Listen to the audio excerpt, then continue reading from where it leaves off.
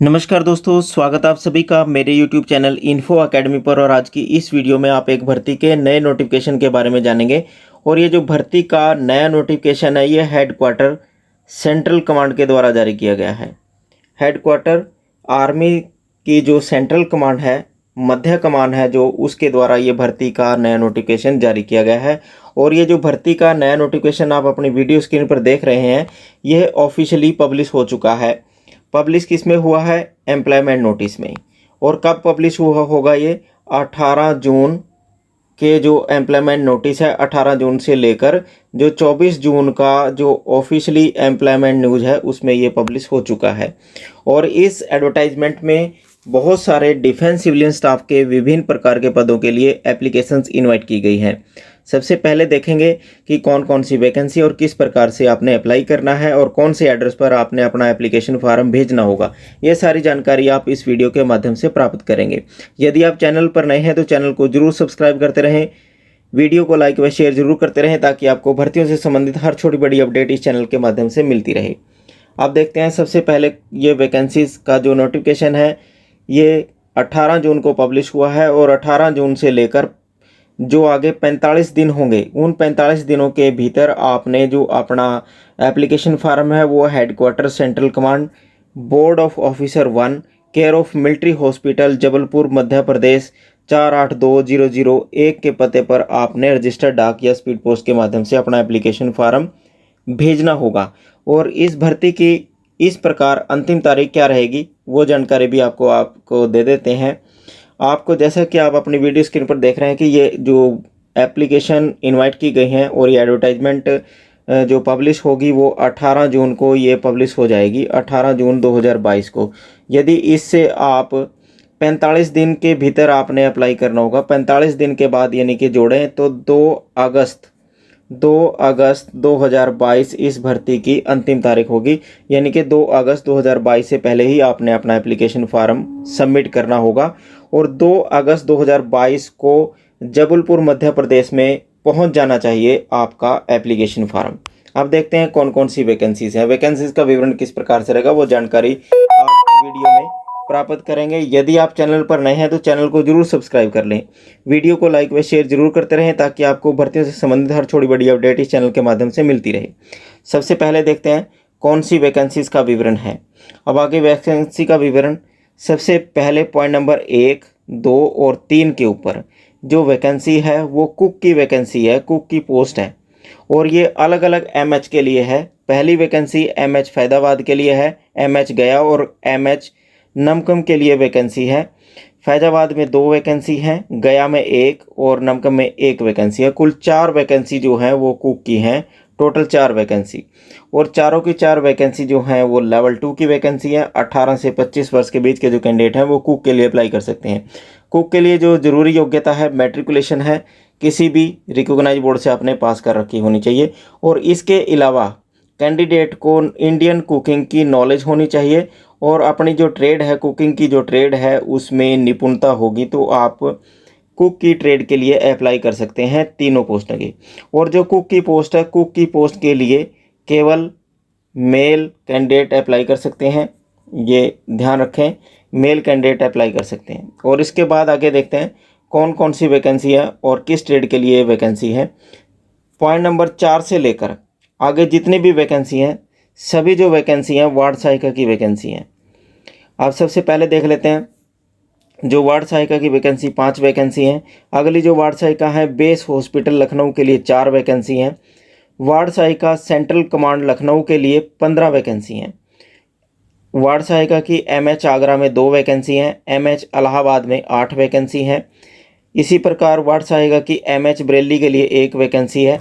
Ward सहायिका MH Danapur Bihar के लिए 5 वैकेंसी है। एमएच देहरादून में 4 वैकेंसी हैं। वार्ड सहायिका की एमएच फैजाबाद में 4 वैकेंसी है।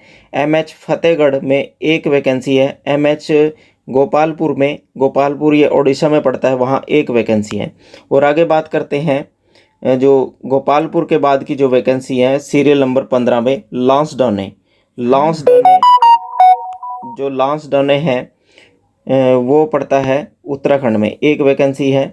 इसी प्रकार एमएच मथुरा में 5 वैकेंसी हैं, एमएच मेरठ में 9 वैकेंसी हैं, एमएच मऊ मध्य प्रदेश में 1, एमएच नमकम में 1 वैकेंसी है, एमएच पंचमढ़ी 2 वैकेंसी हैं, रामगढ़ में 3 हैं, रानीखेत उत्तराखंड में 2 वैकेंसी हैं, एमएच रुड़की में 3 वैकेंसी हैं, एमएच वाराणसी में 1 वैकेंसी है, एमएच जबलपुर मध्य प्रदेश में 6 वैकेंसी है। इस प्रकार जो वार्ड सहायिका की वैकेंसी है, वार्ड सहायिका की जो वैकेंसी है वो कुल 84 वैकेंसी हैं। अलग अलग हॉस्पिटल के लिए 84 वैकेंसी हैं और इन पदों के लिए जो अप्लाई करने की जो उम्र है वार्ड सहायिका के लिए वो 18 से 25 वर्ष के बीच के जो कैंडिडेट हैं वो अप्लाई कर सकते हैं।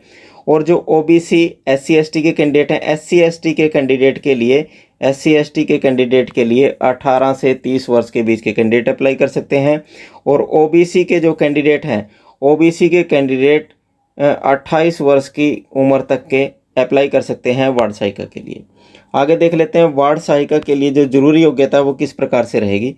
जरूरी योग्यता जो एसेंशियल क्वालिफिकेशन है वो मैट्रिकुलेशन है और किसी भी रिकॉग्नाइज बोर्ड से आपने पास कर रखी होगी तो एमएच में जो वार्ड सहायिका की वैकेंसी है उसके लिए अप्लाई कर सकते हैं।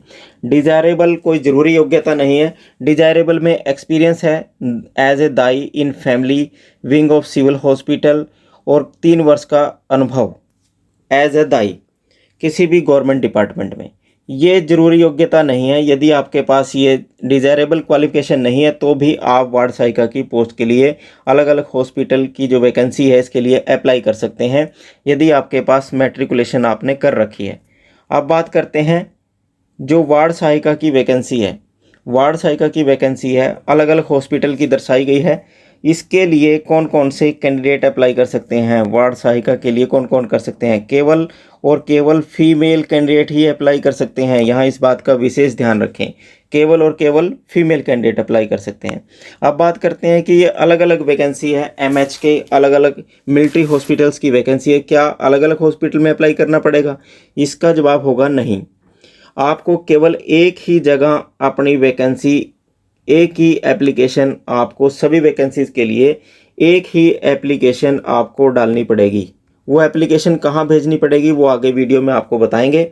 और जब आपका सिलेक्शन होगा तो इन वैकेंसीज के मुताबिक आपको इन हॉस्पिटल्स में जिनके नाम ये पॉइंट वाइज दे रखे हैं उनमें आपको पोस्टिंग दी जाएगी। आगे देख लेते हैं इस भर्ती से संबंधित क्या इंपॉर्टेंट इंस्ट्रक्शंस दी गई हैं, उसको किस प्रकार से आपने फॉलो करना है। वैकेंसीज के सबसे पहले 45 दिन के भीतर आपको अप्लाई करना होगा एडवर्टाइजमेंट के पब्लिश होने के। तो इस हिसाब से 2 अगस्त से पहले आप अप्लाई करें, 2 अगस्त से पहले आप अप्लाई करें। और जो कैंडिडेट पहले से गवर्नमेंट सेवा में हैं उनके लिए एक इंस्ट्रक्शन दी गई है कि वो पहले एक थ्रू प्रॉपर चैनल से अप्लाई करें। थ्रू प्रॉपर चैनल का मतलब होता है एनओसी लेकर, अपने प्रेजेंट एम्प्लॉयर से एनओसी लेकर तब आप अप्लाई कर सकते हैं। इसके बाद जो महत्वपूर्ण इंस्ट्रक्शंस हैं वो इंस्ट्रक्शन है पॉइंट नंबर एच के ऊपर। सभी कैंडिडेट ने एक लिफाफा, एक सेल्फ एड्रेस का इनवेल्प जो है अपने एप्लीकेशन फॉर्म के साथ लगाना है। उसके अलावा सभी कैंडिडेट ने एक पोस्टल ऑर्डर लगाना है। कितने रुपए का? 100 रुपये का पोस्टल ऑर्डर लगाना है। और वो जो पोस्टल ऑर्डर है आपने किसकी फेवर में बनवाना है?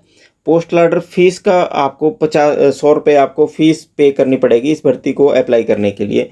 जो आपने इंडियन पोस्टल ऑर्डर है वो किसी भी पोस्ट ऑफिस से आप खरीद सकते हैं उसको 100 रुपये का। जो 100 रुपये का पोस्टल ऑर्डर है वो आपको 110 रुपये में किसी भी पोस्ट ऑफिस से आपको मिल जाएगा, जो भी आपका नियर बाई पोस्ट ऑफिस होगा। और जो आपने पोस्टल ऑर्डर है वो किसकी फेवर में बनवाना है उसको भी एक बार आप नोट कर लें।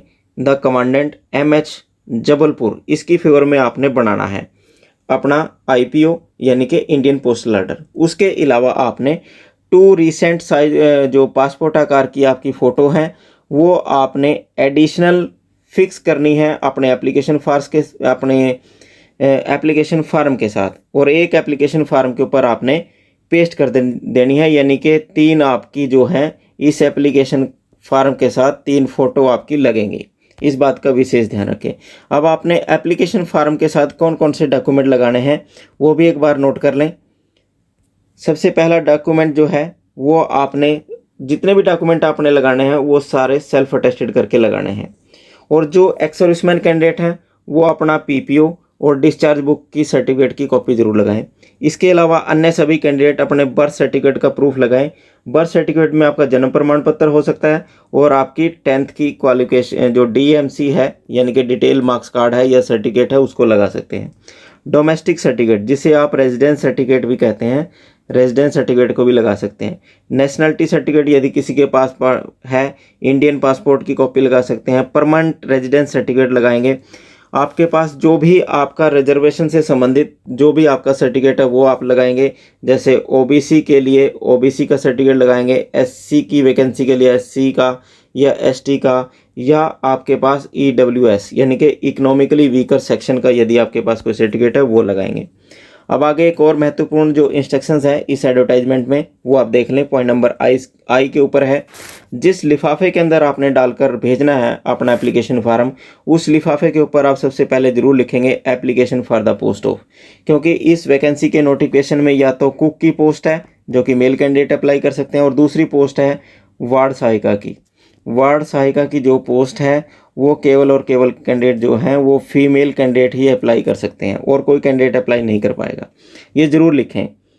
और इसके बाद जो महत्वपूर्ण एक और इंस्ट्रक्शंस है वो है पॉइंट नंबर क्यू के ऊपर।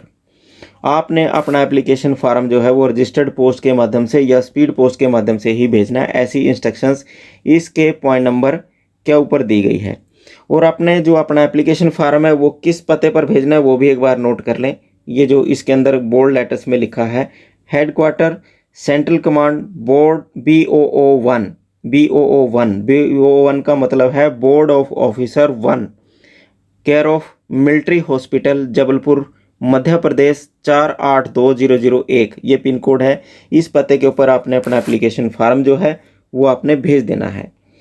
अब आपका एक और इंस्ट्रक्शन दी गई है पॉइंट नंबर 5 के ऊपर इस एडवर्टाइजमेंट में। उसमें बताया गया है कि यदि आप अपना जो फार्म है उसको रिजेक्शन से बचाना चाहते हैं तो ये बातों का ध्यान रखें।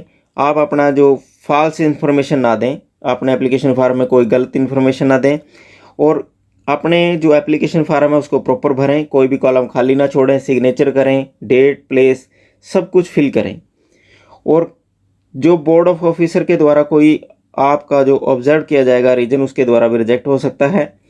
और जो इसके अलावा जो candidate through unfair mean conduct करवाया जाएगा रिटर्न एग्जामिनेशन के, तो उसका भी कैंडिडेचर रद्द हो सकता है। ये रद्द होने के चांसेस हैं जो इस एडवर्टाइजमेंट में बताए गए हैं। इसके अलावा एक और इंस्ट्रक्शन बताई गई है, जो कैंडिडेट नॉर्मल स्टेट से हैं वो 45 दिन के भीतर अप्लाई कर सकते हैं। और जो कैंडिडेट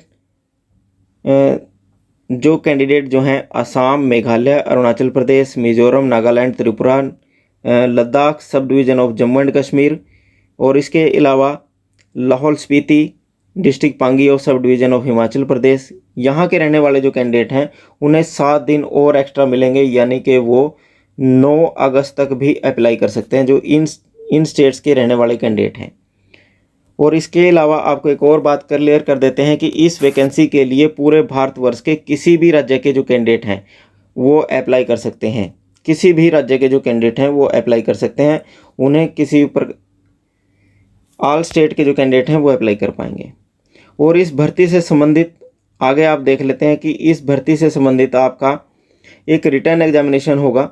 रिटर्न एग्जामिनेशन जो आपका वो 150 अंकों का आपका कंडक्ट करवाया जाएगा, जिसमें पेपर 1 होगा, जिसमें जनरल इंटेलिजेंस के 25 क्वेश्चन होंगे 25 मार्क्स के, जनरल अवेयरनेस के 50 क्वेश्चन होंगे 50 अंकों के होंगे, general English objective multiple choice question होंगे जिसमें 50 क्वेश्चन होंगे 50 अंकों के होंगे। न्यूमेरिकल एप्टीट्यूड के ऊपर भी 25 क्वेश्चन आएंगे आपके 25 अंक के। और इस प्रश्न पत्र को हल करने के लिए आपको 2 घंटे का समय दिया जाएगा और इसी के आधार के ऊपर आपकी मेरिट लिस्ट डिसाइड होगी। इसी मेरिट के आधार पर आपका सिलेक्शन होगा। जो आपका रिटर्न एग्जामिनेशन है वो 2 भाषाओं में कंडक्ट करवाया जाएगा, इंग्लिश और हिंदी दोनों भाषाओं में। आप अपने अनुसार भाषा को चुनाव कर सकते हैं और रिटर्न एग्जामिनेशन उसी भाषा में दे सकते हैं। इस प्रकार आप इस भर्ती के लिए अप्लाई कर सकते हैं। अप्लाई करने के लिए आपको केवल और केवल ऑफलाइन माध्यम से बताया गया है, ऑफलाइन माध्यम से ही आप अपना एप्लीकेशन फार्म भर सकते हैं। एप्लीकेशन फार्म आप किस प्रकार से भर पाएंगे वे सारी जानकारी आपको इस वीडियो के अगली वीडियो में दी जाएगी और वहीं से आपको एप्लीकेशन फार्म का एक लिंक मिल जाएगा, जिसको डाउनलोड करके आप इस भर्ती के लिए अप्लाई कर सकते हैं। अप्लाई करने के लिए आपको एप्लीकेशन फार्म किस प्रकार से भरना है, वो सारी जानकारी भी इससे अगली वीडियो में दी जाएगी। इस प्रकार के नए नए जॉब नोटिफिकेशन प्राप्त करने के लिए आप इस चैनल को जरूर सब्सक्राइब कर लें।